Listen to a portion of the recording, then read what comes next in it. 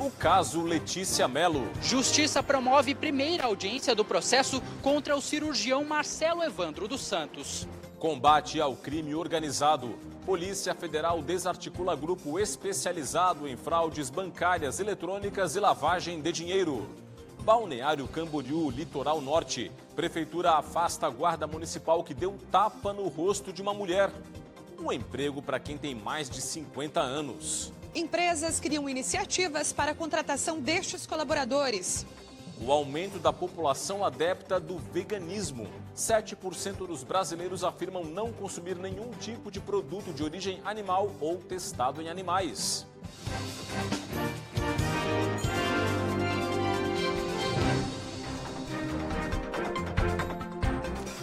Olá, uma boa noite para você. O Band Cidade desta terça-feira começa com informações sobre o caso Letícia Mello. Hoje, a Justiça promoveu a primeira audiência do processo contra o cirurgião acusado de deformar o corpo dela com uma série de procedimentos. Os detalhes com o repórter Gabriel Felipe. A audiência começou por volta das 2h da tarde, aqui na 2ª Vara Criminal da comarca de Florianópolis. O processo tem como base uma denúncia apresentada pelo Ministério Público Estadual. O médico Marcelo Evandro dos Santos é processado por lesão corporal gravíssima. Durante a sessão foram ouvidas as testemunhas de acusação e de defesa. Uma outra audiência sobre o caso está marcada para a próxima terça-feira, dia 8 de abril. O caso veio à tona em outubro do ano passado, quando a neuropsicopedagoga Letícia Mello revelou que pagou R$83 mil por uma cirurgia plástica com Marcelo, procedimento chamado por ele de X-tudo, que inclui 12 intervenções em 10 horas de operação. Letícia perdeu os 2 seios e ficou 20 dias com feridas abertas, que causaram cicatrizes em várias partes do corpo. Em entrevista ao SC Acontece, Letícia falou sobre o caso. Acompanhe. Estou emocionada, por esse dia ter chego. Estou feliz por essa data e eu e a minha família, meus amigos, a gente clama por justiça. Sim, serei informante, serei uma das ouvidas, junto com outras testemunhas, o médico que salvou minha vida, a equipe médica que me atendeu no Unimed, meu marido. Daqui a pouco tem mais amigos chegando para que a gente juntos possa fazer desse dia da mentira um dia realmente da verdade. Marcelo Evandro dos Santos responde a pelo menos 8 processos por erros em cirurgias plásticas e foi condenado em um deles. Uma paciente morreu durante um procedimento realizado pelo médico no estado do Paraná. De Florianópolis, Gabriel Felipe, para o Band Cidade. Uma operação da Polícia Federal desarticulou um grupo criminoso acusado de fraudes bancárias eletrônicas e lavagem de dinheiro. Foram cumpridos mandados em Santa Catarina e em outros 3 estados do país. Foram cumpridos 12 mandados de prisão preventiva e 18 de busca e apreensão nos estados de São Paulo, Goiás, Santa Catarina e Ceará, autorizados pela Justiça Federal de São Paulo. O grupo investigado chegou a furtar em um só dia cerca de R$1 milhão por meio de fraudes bancárias eletrônicas contra empresas. O dinheiro foi repassado para cerca de 70 contas de laranjas no Distrito Federal e nos estados da Bahia, Ceará, Goiás, Pará, Pernambuco, Piauí, Paraná, Rio Grande do Norte, Santa Catarina, São Paulo e Tocantins. A movimentação total no período investigado chegou a R$100 milhões. O grupo usava engenharia social e táticas de phishing para cometer as fraudes. Os envolvidos vão responder por lavagem de dinheiro, furto qualificado mediante fraude e organização criminosa. Você lembra do caso da estagiária da Justiça Federal acusada de vazar dados sigilosos para criminosos? Falamos bastante aqui no Band Cidade sobre este assunto, pois hoje a Polícia Civil prendeu um casal acusado de envolvimento nesse caso. Foram 5 mandados de busca e apreensão em Florianópolis, Biguaçu e Navegantes. A ação teve como alvo integrantes de uma organização criminosa voltada ao tráfico de drogas, responsável por promover o vazamento de dados sigilosos com o auxílio de uma estagiária de direito da Justiça Federal. De acordo com a polícia, um casal que atuava em conjunto com a funcionária foi preso na operação. Foram apreendidos 1 quilo de maconha, balança de precisão, telefones, R$17 mil em espécie, um carro, uma motocicleta e um carregador de pistola. As investigações continuam para identificar outros envolvidos no esquema criminoso. Olha só essa história. Um guarda municipal de Balneário Camboriú, no litoral norte do estado, foi afastado das funções após ser filmado dando um tapa no rosto de uma mulher. Isso durante um show nacional. A vítima, Andressa Maria Rios Gonçalves, contou que tentava tirar uma foto com o artista quando foi empurrada pelo agente. Ao reclamar da atitude, ela recebeu o tapa. O caso ocorreu na Praia Central durante o encerramento de um campeonato internacional de beach tênis. A agressão foi registrada em vídeo e está sendo investigada pela Corregedoria da Guarda Municipal e pela Polícia Civil, que apura possível abuso de autoridade. A Prefeitura informou que o guarda foi afastado das funções até o fim do processo administrativo. A prefeita Juliana Pavan lamentou o ocorrido e garantiu que as medidas cabíveis foram tomadas. Justo no último dia do mês da mulher, aqui estou para prestar esclarecimentos. O nosso secretário de Segurança já tomou todas as medidas cabíveis, nós já afastamos imediatamente este guarda das suas funções e agora tem a abertura do processo administrativo. Inacreditável, não é? Mudando de assunto, um avião saiu da pista ao pousar no aeroporto de Chapecó na noite de ontem em meio a forte chuva.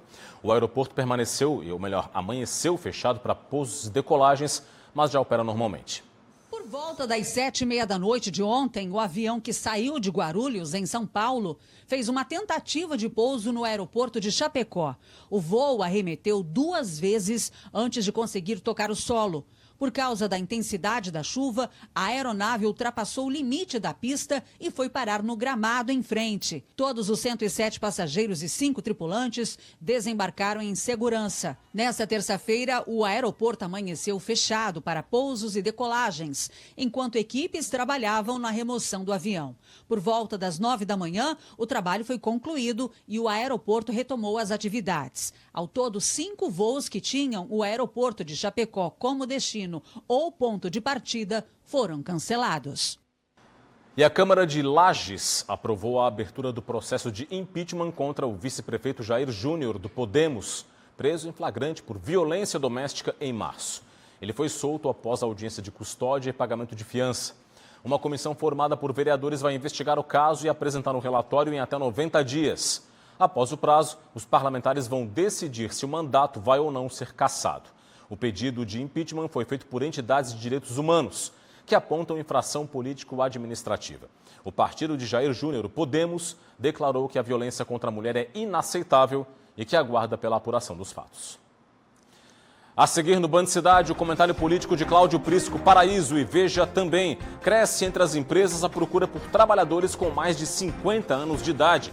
Os detalhes no próximo bloco. Continue com a gente.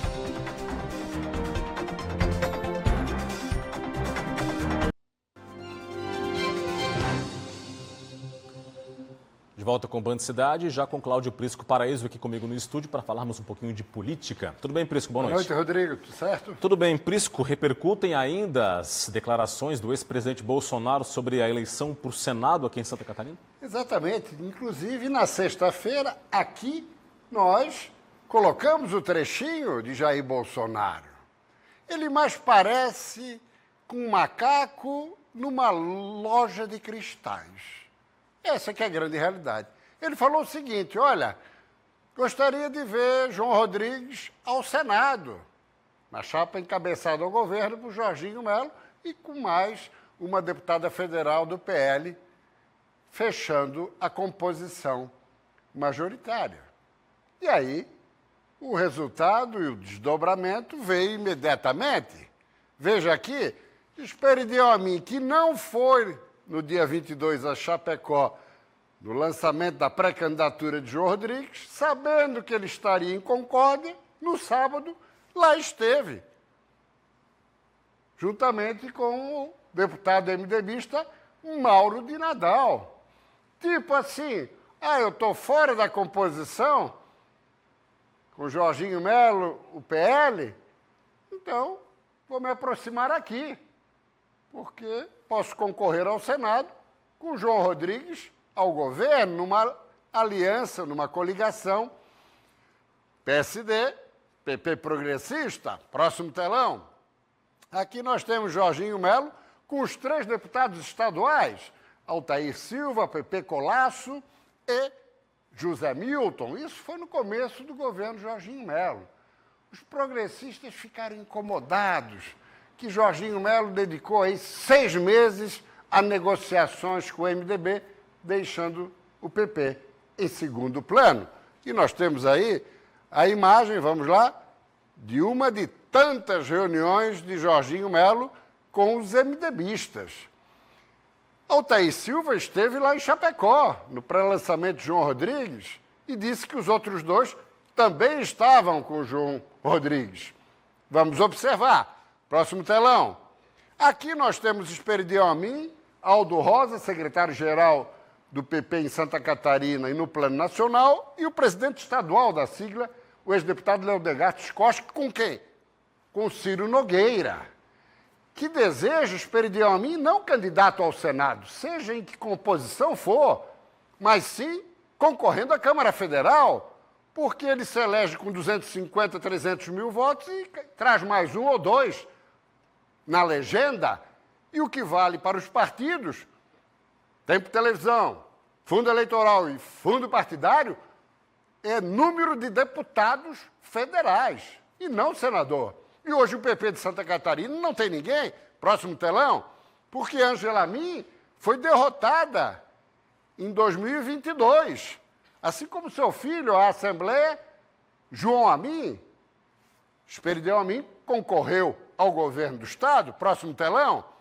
Silvio Drevik, hoje secretário do Desenvolvimento Econômico Sustentável do governo Jorginho Melo, não se elegeu por menos de 50 votos à Câmara Federal. Próximo telão. Aí, em 22, Jorginho Melo esperava o apoio de Esperidião Amin, que não veio. Isso deixou ele meio atravessado com o senador do PP. Último telão. Nós temos aí 2017, Bolsonaro federal, assim como Esperidião Amin. Os dois tricotavam muito, sempre juntos. Um se elegeu presidente da República, o outro senador. O que ocorre agora, meu caro Rodrigo? Esperidião Amin está observando. Se não tiver espaço na aliança liderada por Jorginho e Bolsonaro, ele pode compor com o João Rodrigues. É como você diz, né, Prisco? Vamos aguardar o desenrolar dos acontecimentos. Obrigado. Até amanhã, meu amigo. Com mais informações. Seguimos em frente. O assunto agora é emprego. O Brasil teve um aumento de mais de 110% no número de trabalhadores com mais de 50 anos. As empresas que contratam estes profissionais apostam em uma estratégia que traz uma série de vantagens para os negócios. A experiência acumulada ao longo do tempo pode trazer, além de habilidades técnicas, também uma visão de longo prazo, essencial para o crescimento das organizações. A Magda, de 57 anos, é um bom exemplo disso. Há 2 anos, ela começou no emprego novo. Atua como consultora de atendimento nesta farmácia. Eu trabalhava em outro tipo de trabalho, autônomo, né? Então, aqui foi um agregado de funções, né? Muito bom, porque tu aprende tudo. Então, a gente tem aquela fidelidade com a empresa. Veste a camisa mesmo. Na última década, o Brasil registrou um aumento acima de 110% no número de trabalhadores com mais de 50 anos. O IBGE apontou ainda que mais da metade destas pessoas são altamente qualificadas. O aumento da produtividade, a valorização da diversidade de gerações são algumas das vantagens de ter colaboradores com mais idade contratados. Algumas empresas já se deram conta de que a contratação dos 50 mais ela é estratégica, né? Então eles começaram a olhar para esses 50 mais de uma forma que eles sobressaem, né? Quando considerando aí que junto com essa maturidade vem a paciência, a tendência de serem mais equilibrados emocionalmente. Então, eles já conhecem os seus pontos fortes, seus pontos fracos. A diretora desta rede de farmácias em Florianópolis explica que a empresa criou um programa chamado 50+, justamente para fomentar a contratação destes profissionais. É muito importante para a gente ter o público 50+, a resiliência desse time, essa bagagem que eles trazem, porque a gente gosta de estabelecer uma relação de longo prazo. Então, a gente quer que as pessoas entrem, que elas cresçam, que elas se desenvolvam, sejam felizes, né? Fiquem com a gente, crescendo juntos. A safra do pinhão está oficialmente aberta em Santa Catarina. A expectativa é de uma produção um pouco menor para este ano. Para celebrar o início da colheita, Lages vai ter um evento especial no próximo fim de semana. Começa hoje o período de colheita do pinhão em Santa Catarina. Na Serra, a expectativa para a safra de 2025 é de 4,5 mil toneladas, uma redução de 35% em relação ao ano passado, segundo a Epagre. Mesmo com a queda na produção, o pinhão segue sendo essencial para a economia local, garantindo sustento para cerca de 30% das famílias envolvidas na atividade. No próximo sábado, Lages celebra a abertura da safra com o evento da colheita do pinhão. O pinhão já começa a chegar ao mercado, movimentando a economia da região e marcando a contagem regressiva para a 35ª Festa Nacional do Pinhão. E a seguir por aqui, os números da vacinação contra a dengue em Santa Catarina. E veja também, nossos repórteres mostram como o movimento veganista tem crescido no Brasil. 7% dos brasileiros se consideram veganos. Os detalhes após o intervalo, eu volto já já.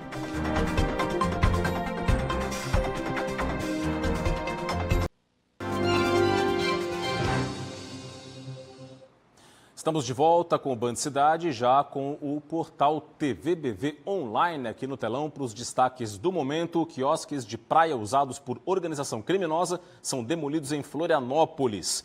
Tem aqui também, homem flagrado com 14 cédulas falsas de R$100 é preso no Oeste. Mais aqui para baixo, cardiologia, doenças e tratamentos serão temas de palestras ao longo da próxima semana. Santa Catarina dá início à safra do pinhão. Tem também outro destaque da área policial. Foragido da Costa Rica é encontrado e preso em Navegantes. Tem ainda aqui, comboio do Mirage Circus chega a Criciúma. E ainda, CRM sugere reflexão sobre regulamentação das câmaras de bronzeamento artificial. Tudo isso e muito mais você acessa agora sim no portal TVBV Online. Escaneie com o QR Code que está na sua tela e fique muito bem informado. Vamos falar agora dos números da dengue em Santa Catarina. Ou melhor, daqui a pouco a gente fala da dengue, né? Vamos falar então do campus da Universidade Federal de Santa Catarina. O campus que pode mudar de nome. É o que recomenda uma comissão instituída pela própria universidade que pede a reavaliação de homenagens a pessoas que teriam perseguido estudantes e professores durante a ditadura militar. O parecer final da comissão recomenda que o Conselho Universitário reavalie homenagens dadas a pessoas que praticaram perseguições durante o regime militar. Entre essas pessoas está o professor João Davi Ferreira Lima, que dá nome ao campus da universidade no bairro Trindade. Um dos fundadores da UFSC, o professor foi o primeiro reitor da universidade entre 1961 e 1971. O campus recebeu o nome de João Davi Ferreira Lima em 2003. O relatório reconhece a importância de João Davi Ferreira Lima para a UFSC, mas afirma que o ex-reitor colaborou ativamente com a ditadura e enviava listas de professores e alunos aos quartéis. O relatório deve ser apreciado pelo Conselho Universitário neste mês de abril. Santa Catarina contra a dengue. Os números da vacinação aqui no estado seguem ainda muito distantes, infelizmente, da meta para o público-alvo.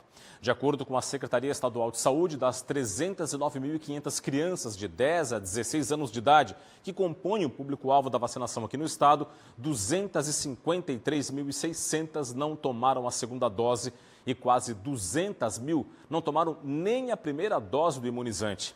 Em termos percentuais, apenas 18,04% do público-alvo no estado estão com o esquema vacinal de 2 doses completo. Das 4 regiões que oferecem o imunizante, o maior percentual de esquema completo com 2 doses é no Nordeste e Vale do Itapocu, 26,96%, muito baixo. Ainda na saúde, um dado positivo agora. O câncer de mama é o mais comum entre as mulheres brasileiras e a principal causa de mortes por câncer. Em busca do diagnóstico precoce, a maternidade Carmela Dutra, aqui na capital, promoveu um mutirão de mamografias e mais de 200 mulheres foram atendidas. O diagnóstico precoce é fundamental para aumentar as chances de tratamentos menos invasivos e com melhores resultados, atingindo até 90% de cura. Durante o mutirão realizado entre os dias 22 e 28 de março, na maternidade Carmela Dutra, em Florianópolis, 204 mulheres foram atendidas e passaram pela mamografia. O exame é um importante começo para a descoberta da doença. Com rastreamento é possível detectar alterações antes mesmo do surgimento dos sintomas. Pesquisas apontam o crescimento em todo o país de um grupo de pessoas que não consome nenhum tipo de produto de origem animal. E não é só comida não, perfumes, cosméticos testados em animais, roupas, enfim. São os chamados veganos. Só para você ter uma ideia, 7% da população brasileira é adepta do veganismo. E cada vez mais pessoas admitem a possibilidade de deixar de comer carne, que é uma parte do veganismo. Confira agora na reportagem do Gabriel Felipe. Dono desse restaurante há cerca de 10 anos, o Jean percebeu o crescimento do número de clientes que procuram por opções veganas. Desde quando nós abrimos é uma crescente, assim, então cada ano que passa, desde 2015, mais pessoas aderindo a esse tipo de alimentação, às vezes incluindo 1 ou 2 dias na semana sem carne e vendo os resultados que isso tem positivos nos exames de sangue, na rotina, no dia a dia, na disposição, né? E levando isso para cada vez mais dias, né? E trazendo isso para a sua própria rotina mesmo. Uma pesquisa mostrou que cerca de 7% dos brasileiros se consideram veganos. Além disso, 74% já concordam com a possibilidade de parar de consumir carne. Uma interrupção que deve ser realizada de forma gradual. Elas podem iniciar pela segunda sem carne, ficar um dia na semana sem comer carne. E aí reduzindo aos poucos, observar como se sentem. E nos dias que não comerem carne, saber sobre o que substituir, né? Qual a substituição adequada? Por isso, elas precisam fazer essa transição com um profissional capacitado para isso, porque precisa substituir a carne por outras proteínas vegetais. O veganismo vai além do ato de não comer alimentos de origem animal. Os adeptos excluem qualquer produto de origem ou que tenha sido testado em animais. Os cosméticos estão incluídos. E foi justamente nessa área, a da estética, que a Luana viu uma oportunidade e resolveu investir. Eu percebi uma carência nesse mercado de cosméticos realmente saudáveis. Porque muitos, se eram saudáveis, não eram realmente eficazes e bons, ou outros que não eram tão saudáveis quanto a gente imaginava. Eles são veganos, eles são clean label, né? É totalmente natural, são orgânicos e também possuem óleos essenciais específicos que auxiliam nesse processo de limpeza da pele do organismo. Os veganos condenam a exploração animal. Além de uma filosofia, o veganismo busca uma melhora na qualidade de vida. Como os resultados você sente no seu dia a dia, né, na sua disposição, acaba sendo uma coisa muito fácil, muito fluida, né? Então as pessoas elas vão aderindo, vão incluindo isso num dia, no outro e vão se sentindo melhor. E aí acaba se tornando um processo que acaba sendo da pessoa, né? Ela acaba querendo ter aquele estilo de vida, aderindo àquilo e tornando aquilo lá a vida dela mesmo, né? Vem aí o Jornal da Band para você. Um forte abraço, obrigado pela audiência, uma boa noite e até amanhã. Tchau, tchau.